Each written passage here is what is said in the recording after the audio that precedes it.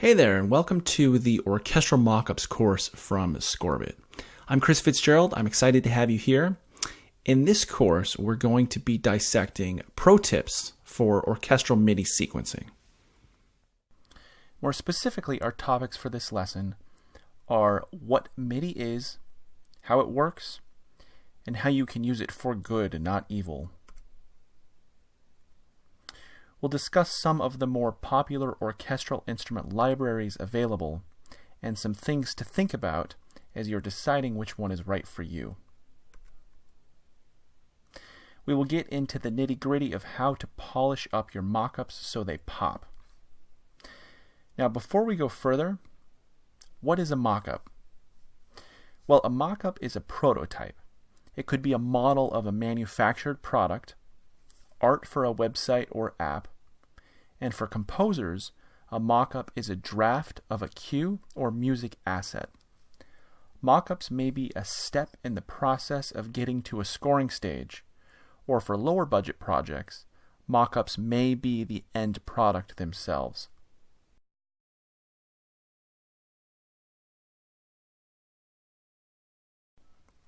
MIDI stands for Musical Instrument Digital Interface. It is a communication protocol that's been around since the early 80s. MIDI allows a variety of electronic musical instruments and computers to talk to each other. MIDI is not audio. This is very important to understand. MIDI is simply a series of performance gestures. Think of MIDI as a player piano, or like the bumps on a music box cylinder. It's information that determines every characteristic of the performance, every nuance to every note. As such, MIDI is extremely versatile and editable because it is just information that conveys a performance. And because it's just information, to a DAW or digital audio workstation, it's just numbers. When you play a note on a MIDI controller, whether it's a keyboard, a drum, guitar, or wind controller, you send a MIDI message. That message contains note information, like note on or note off indication, or pitch and volume. In MIDI speak, volume is referred to as velocity, which is an interesting term. Velocity has everything to do with speed and nothing to do with volume. But what they mean by velocity is the speed that you strike the key. So when you're talking about MIDI note volume, it's called velocity. Continuous controllers, or CCs, are a category of MIDI messages that are used for performance data. We'll get more into that later. First, though, let's break down a MIDI message a little bit further. To do that, we'll have to get into bits and bytes.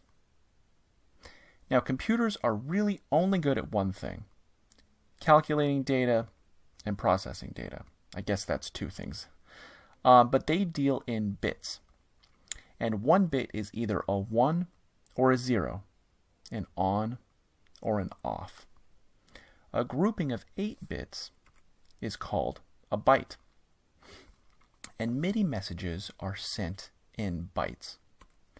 1 byte of information can convey 256 different possibilities based on which of the bits are 1s and which are 0s.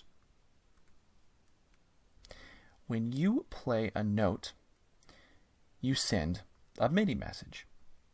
And a basic MIDI message includes 3 bytes of information. The first byte describes that a note has been played and on which MIDI channel. In a note on message, the 4th bit is a 1, as you can see here, and bits 5 through 8 determine which of the potential 16 MIDI channels the message is sent to. The second byte describes pitch. In a pitch message, the first bit must be a 0, leaving 7 to convey the actual note pitch, which gives us 128 possibilities. The third byte is velocity information, And like pitch, the first bit needs to be 0, which gives us 128 possibilities to convey what the velocity of a note is. Now, velocity numbers run not from 1 to 128, but from 0 to 127. 127 is the loudest velocity possible, and that's where this number comes from. When you release a note, 3 more bytes are sent, the most important information of those being the note off message. As we mentioned previously, continuous controllers are performance data. Based on how MIDI was built, there are 128 possible CCs. Only a handful of these are specified. When the MIDI technical standard was developed in the early 80s, they left room for variation and adaptability among consumer devices and for software manufacturers to use these CCs however they saw fit. We'll go through the most common ones that you'll run into. Modulation is on CC number 1, and it often controls vibrato, though it can be used to control different things. Some virtual instruments use it to control dynamics. Volume is on CC number 7, and it determines the overall volume for the channel. It usually controls the channel strip volume setting. Panning determines where the sound is in the stereo spectrum, left, right, or center, and is on CC number 10. The sustain pedal on CC number 64 is most often used when sequencing for piano. And then there's expression.